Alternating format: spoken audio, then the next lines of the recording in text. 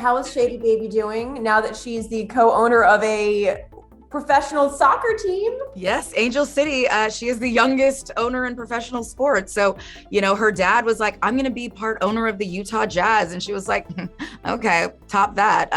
I'm going to be the youngest owner in professional sports. I'm going to buy into a women's soccer team. Oh my God. Yeah, she is hilarious. Like when she told me my breath stunk. Is that because my breath stinks? Yeah. Funny on the gram. Yep. And she has like almost 2 million followers. That's more Instagram followers than I will ever see in my whole life. Like, good on her. She is a popular little girl for being exactly who she is. And thankfully she doesn't have to be perfect. She just gets to exist and people like her. So I will hope that for more of us. Yeah. Okay, so Cheaper by the Dozen, congratulations on the movie. Thank you. Did you watch the 2003 one with Steve Martin?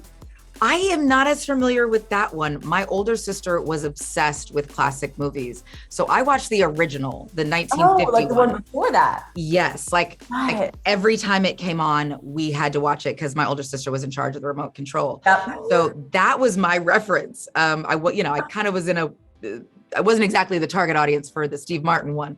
I was in those streets, not, looking at family fare.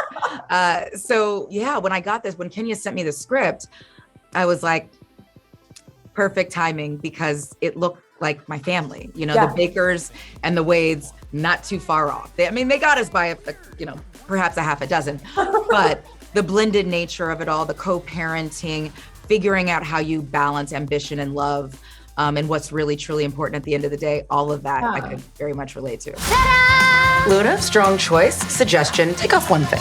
Solid advice. 10 kids though, can you imagine? Have you imagined? Would you ever imagine? No, not at all. Not at all. God bless. Both my parents are one of 7, and I was like, that's too many. I love all my aunts and uncles, but it's too many of you. I don't know how grandma did it. I can't even imagine. No. Like, I can't imagine like the bathroom situation. Like, no thanks. No, thank you. No, What was it like dealing with 10 kids though on set? Well, luckily their parents and guardians were around. But yeah, it's like you're dealing with kids you can't really discipline.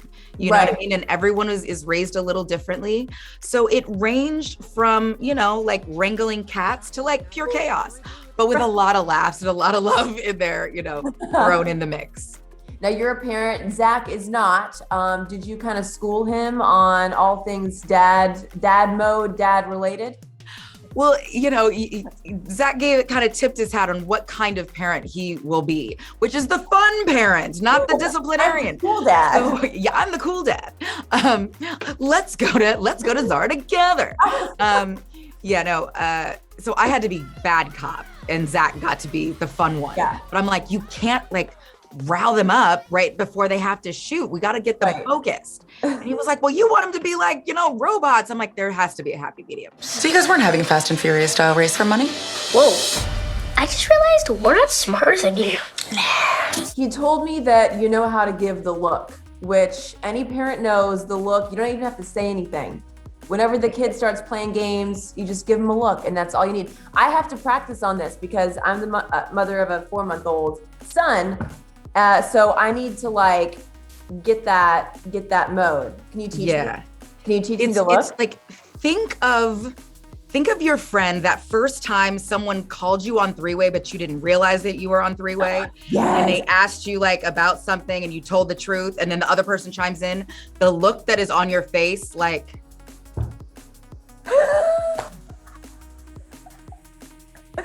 Why is it always the bottom lip where you're like,